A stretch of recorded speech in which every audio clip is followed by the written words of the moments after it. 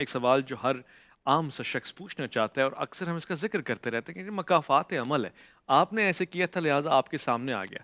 मकाफ़ात अमल का सज़ा और जज़ा से क्या ताल्लुक़ है? यानी हम जो करते हैं वो दुनिया में ही हमें मिल जाता है या नहीं हमें इंतज़ार करवाया जाएगा और आखिरत में इसका हिसाब देना है? देखिए, 2 हिस्से हैं। दुनिया में जब हमें भेजा जाता है, इरादा इख्तियार दिए है, शऊर दिया है, अक़ल दी है, हम फ़ैसला साज़ी के मरहले से खुद गुज़रते हैं और इस गुज़रने में हम बाइख्तियार हैं।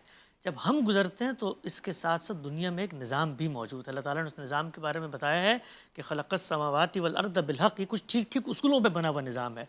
तो अगर मैं दुनिया के अंदर कोई ऐसा काम करता हूँ जो कवानीन फ़ितरत के ख़िलाफ़ है, जो किसी दूसरे शख्स की हक़-तलफ़ी का बायस बनता है, तो वहाँ पर वो दूसरा बाइख्तियार शख्स भी मौजूद है, नेचर भी मौजूद है, फ़र्द भी मौजूद है। तो वो रद्द-ए-अमल देंगे, वो मकाफ़ात अमल होगा। मुझे पता है कि आग जलाती है, मैं हाथ डालूँगा तो हाथ जलेगा।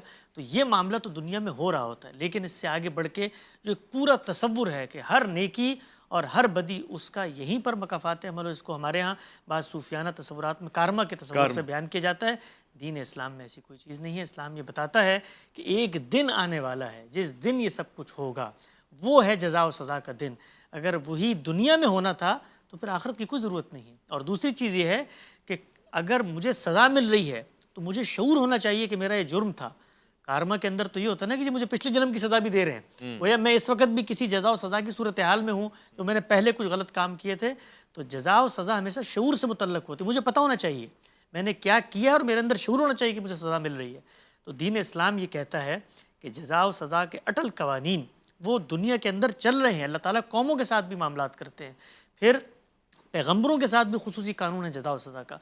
अल्लाह भी जज़ा और सज़ा करते हैं दुनिया में, लेकिन उमूमी तौर पे जो आखिरत की जज़ा और सज़ा है, वही हतमी जज़ा और सज़ा है।